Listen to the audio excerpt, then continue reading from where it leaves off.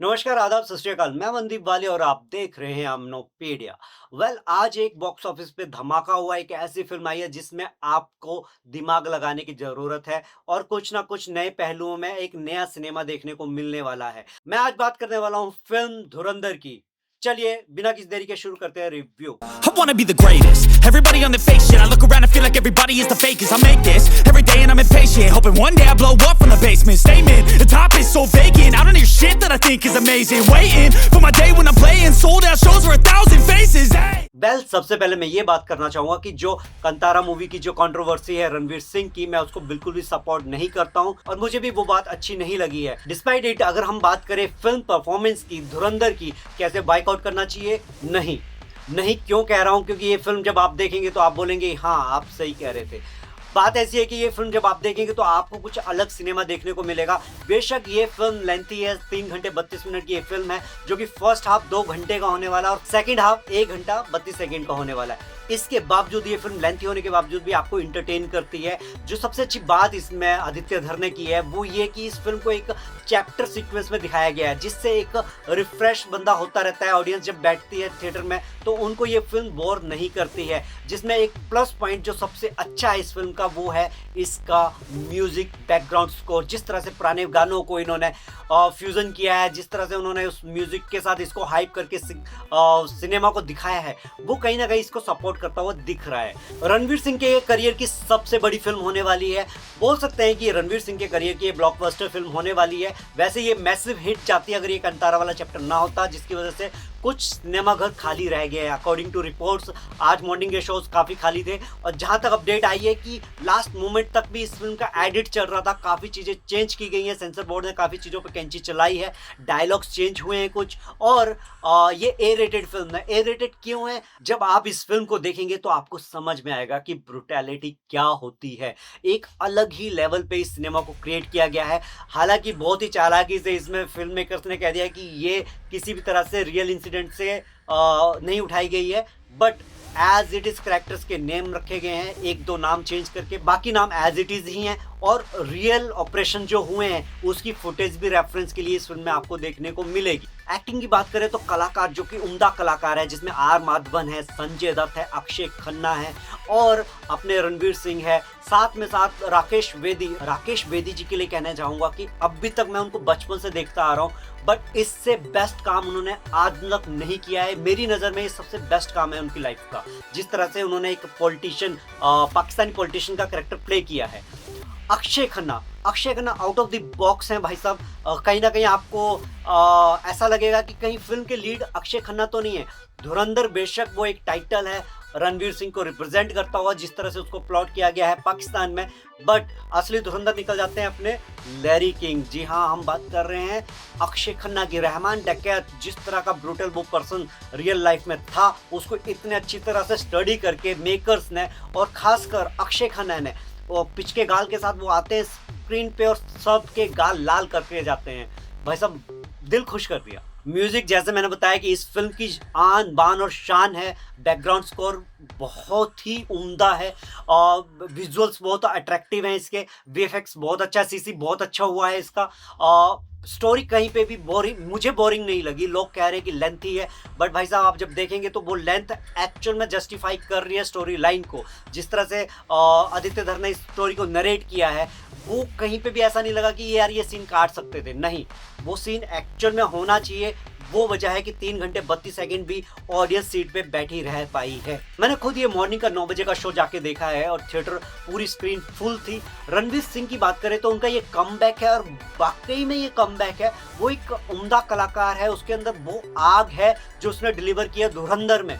काफी बेहतरीन काम किया है उसने। जिस तरह से वो एनर्जेटिक पर्सन ऑफ स्क्रीन रहते हैं, वैसे ही ऑन स्क्रीन भी वो एनर्जी में है। हालांकि उनका करैक्टर फिल्म के अंदर काफी शांत है, फिर भी उनका जो करैक्टर है एकदम दहकता हुआ शोला है, आग का गोला है, जो फिल्म की स्क्रीन को आग लगा देता है। इतना खतरनाक वो करैक्टर प्ले किया है। वो बिल्कुल लग रहा है कि एक हट्टा कट्टा भाई बलूच खड़ा है वहाँ पे, वो पूरा पाकिस्तानी वहाँ पे फील दे रहे हैं। फिल्म का कोई भी कैरेक्टर इसमें ऐसा नहीं लगा कि ये गलत कास्टिंग है, कास्टिंग बहुत ही जस्टिफाई की है। मुकेश छाबड़ा की पहले भी मैंने ट्रेलर रिव्यू में भी उनकी तारीफ की थी, जिस तरह से उन्होंने रियल पर्सन्स की कास्टिंग रियल लाइफ में की है, वो रियल लाइफ की कास्टिंग एकदम परफेक्ट जाती है। कास्टिंग की बात कर रहे हैं तो एक लड़की है जिसका नाम है सारा अर्जुन। उसने इतने उम्दा कलाकारों के बीच में डेब्यू किया है और इतना शानदार परफॉर्म किया है, वो कहीं से भी ऐसा नहीं लगा कि क्यों है कास्टिंग। हालांकि कुछ लोग कह रहे हैं कि एज गैप दिख रहा है, रणवीर की बेटी दिख रही है वो, पर अगर ध्यान दे तो वो एक पॉलिटिशियन की बेटी है और टीनेजर है वो। जब आप ये फिल्म देखेंगे तो आपको समझ में आएगा कि लव सीक्वेंस किस तरह से बैठता है, तो बिल्कुल पूरी तरह जस्टिफाई करते हैं। उसकी एक्टिंग भी बहुत अच्छी है और बोल सकते हैं कि आग को बुझाने वाला जो पानी काम करता है वो ये सारा कर रही है। जैसा कि मेरे दर्शक जानते हैं कि मैं किसी तरह से भी फिल्म की स्टोरी रिवील नहीं करता हूँ, मैं कोई स्पॉइलर नहीं देता हूँ। यहाँ पे भी बिना स्पॉइलर दिए बस सिर्फ इतना कहना चाहूँगा कि जिस तरह से इस फिल्म का मेन कैरेक्टर हमारे शहीद मेजर मोहित शर्मा से लिया गया है, फिल्म देखेंगे तो आपको लगेगा पता कि ऐसा तो कुछ हुआ ही नहीं है। बिल्कुल सरप्राइज हो जाएंगे आप जब फिल्म देखेंगे। फिल्म के एंड में आपको पता चलेगा कि एक्चुअल में रणवीर सिंह ने किसका कैरेक्टर प्ले किया है। हालांकि उनका लुक जो है, बिल्कुल लुक जो है मोहित शर्मा जैसा दिख रहा है, बट वो कैरेक्टर उनका प्ले नहीं किया गया है। मुझे ये फिल्म बहुत अच्छी लगी है और मैं चाहूंगा कि आप भर भर के सिनेमाघरों में अपने दोस्तों के साथ, यारों के साथ जाइए। ए रेटेड फिल्म है तो ध्यान दीजिए कि बच्चों के साथ जाना है तो सोच समझ के जाइए और फैमिली के साथ सोच समझ के जाइए।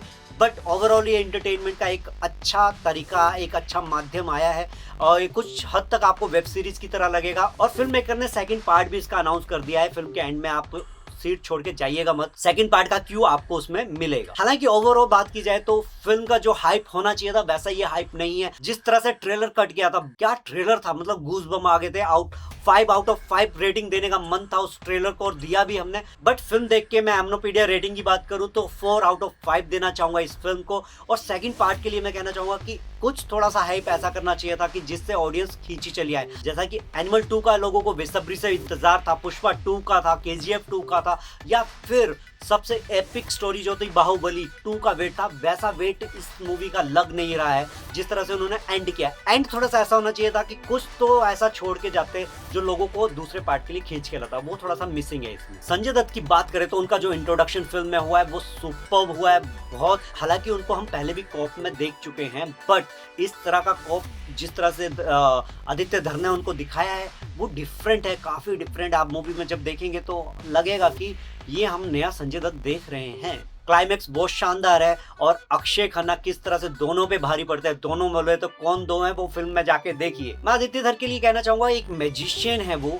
और एक अलग ही मतलब जादू क्रिएट किया उन्होंने स्क्रीन में। एक बहुत ही इंटेलिजेंट डायरेक्टर हमें मिल चुके हैं, फिल्म मेकर मिल चुके हैं, एक ऐसा स्टोरी टेलर मिला है हमें जो सिनेमा को अलग नजरिए से देखता है और हमें अलग नजरिया से देखने के लिए, सोचने के लिए विवश कर रहा है। उरी के बाद जिस तरह का ये सिनेमा क्रिएट किया है, मैं उनका बहुत बड़ा फैन हो चुका हूँ। मतलब लाइक ऐसा यार फिल्म मेकर, क्या बात है, hats off you sir. Film में हल्की फुल्की कॉमेडी को स्थान दिया गया है। राकेश वेदी का जो कैरेक्टर है वो फिल्म को बांध के रखता है। वो ऐसा ताश की गड्डी का एक ऐसा जोकर है जो पूरी फिल्म में खेल जाता है, वो पूरी फिल्म को जोड़ के रखा हुआ है। हर कैरेक्टर के साथ उसका क्या लिंक है वो आप फिल्म देखेंगे तो बोलेंगे कि राकेश सर ये आपकी बेस्ट फिल्म है। बात करते हैं रणवीर सिंह की। रणवीर जी, आपने अगर कंतारा वाला वो चैप्टर नहीं क्लिक किया होता, नहीं छेड़ा होता, मैं लिख के देता हूँ लोग आज तालियां बजा रहे होते हैं। लोगों ने वेट भी नहीं किया, पिछले कल ही नेगेटिव रिव्यूज डाल दिए हैं। उन रिव्यूज को मत पढ़िए, उन रिव्यूज को मत देखिए, उन वीडियोस को मत देखिए। आप सिनेमा घरों में जाइए, वो रिव्यूज बिल्कुल भी सही नहीं है। आप फिल्म देखेंगे तो आप खुद बोलेंगे ये रिव्यूज गलत हैं। देखो, मैं मानता हूँ कि किसी भी तरह की भावनाओं को, सेंटिमेंट्स को हर्ट नहीं करना चाहिए और जाने अनजाने में इनसे गलती हुई है, इनको एहसास है या नहीं है वो मैं नहीं बता सकता हूँ। शायद ये कुछ दिनों में रणवीर सिंह खुद अपने आप सामने आके इस पे बात करें। बट उसके अलग इस फिल्म की बात करें तो ये फिल्म उनकी लाइफ की सबसे अच्छी परफॉर्मेंस है। हालांकि उन्होंने पहले भी परफॉर्म किया हुआ है और साबित किया कि वो कितने अच्छे कलाकार हैं। इस फिल्म में एक अलग जॉन उन्होंने पकड़ा है, एक अलग कैरेक्टर पकड़ा है। ठहराव है उनके आंखों में, वो बात है, वो काफ़ी कुछ कह जाती है उनकी। वो अगर खड़े हैं, चुप भी खड़े हैं, तो वहाँ पे खड़ा हुआ इंसान कितना कुछ कहा जाता है उस स्क्रीन पे, उस सीन में, वो आप फील कर पाएंगे। इस फिल्म की बहुत सारी चीजें मैं साथ लेके आया हूँ, जिसमें से एक सबसे अच्छी चीज मैं ये लेके आया हूँ। इसमें एक लाइन है जिसमें आर माधवन कहते हैं कि इस देश में, हिंदुस्तान में, हिंदुस्तान को हिंदुस्तानियों से खतरा है, पाकिस्तान सेकंड नंबर पे आता है। तो ये सटायर जो है आज के परिवेश को जो हम देख रहे हैं, आज का जो माहौल है और जो पीछे हमारे इतिहास में घटनाएं हुई आज़ादी के बाद, वो साबित करता है कि कहीं ना कहीं हमारे देश में ही लोगों में देशभक्ति की कमी है, या किस तरह का जो दिमाग में एक होना चाहिए देश के लिए मर मिटने का जज्बा, वो कम है। हमारे देश को खतरा हमारे देश के अंदर के रहने वाले लोगों से ही है। एक बहुत बड़ा संदेश इस फिल्म के थ्रू ये मिलता है। जिस तरह से ये लेंथी मूवी है, उसी तरह से इसका रिव्यू भी लेंथी होना चाहिए। काफ़ी चीज़ें हैं जो कहने लायक हैं, तो हो सकता है मैं जल्दी इसका सेकंड पार्ट लेके भी आपके सामने आऊँ। बट फिलहाल मैं यही कहना चाहूँगा कि जल्दी से अपने सिनेमा घरों की टिकट बुक कीजिए। जो भी आपके नज़दीकी सिनेमा घर है, दूर है तो दूर जाके देखिए, पर ये सिनेमा की ही ट्रीट है। आपको ये सिनेमा घरों में जाके ही फिल्म देखनी चाहिए, वहीं आपको इसका आनंद आने वाला है। धुरंधर क्यों देखनी चाहिए या क्यों नहीं देखनी चाहिए, दोनों बातों पे बात करते हैं। देखनी चाहिए इसलिए क्योंकि इसकी एक अलग हटके स्टोरी लाइन है, स्टोरी को रिप्रेजेंट करने का ढंग अलग है। बैकग्राउंड स्कोर अभी तक इस तरह से किसी पुराने गानों को यूज़ नहीं किया गया जिस तरह से इस फिल्म में किया गया है। कौन से गाने हैं ऐसे गाने जिनको आप सुनते थे सोफे में लेटे हुए, बेड में लेटे हुए, बट इस फिल्म में देखेंगे तो आपको थिरकने का मन करेगा, आपकी टांगे उठेंगी नाचने के लिए। बहुत ही जोशीले फ्यूजन दिए गए हैं, गानों के रीमेक किए गए हैं। जो सभी एक्टर्स जिस एक्टर ने इस फिल्म में काम किया है, वो उनकी लाइफ का सबसे बेस्ट काम है इस फिल्म के अंदर। एक अलग ही ढंग का ये सिनेमा है, और जितनी भी आपने ब्रुटैलिटी के ऊपर फिल्में देखी हैं उनसे कंपेयर नहीं कर सकते हैं। इसका एक अलग जॉनर है, अलग मजा है, अलग सिनेमा है, अलग कहानी है। और किस तरह से ये रियल इंसिडेंट्स को फिल्म जोड़ती हुई दिखती है, वो आप जब जाएंगे तो हो सकता है कुछ चीज़ों का आपको ज्ञान ना हो, पर इस फिल्म के थ्रू आपको वो ज्ञान मिलने वाला है। ओवरऑल बात करूँ तो फिल्म देख के बहुत मजा आया, मुझे मजा आया है, मेरे साथ वाले को मजा आया, एंजॉय किया है। एक बंदा मेरे साथ ऐसा था जो कभी बात नहीं करता था, पर पूरी फिल्म में वो बात किया है एंजॉय करके, उसको इतना आनंद आया है फिल्म देख के।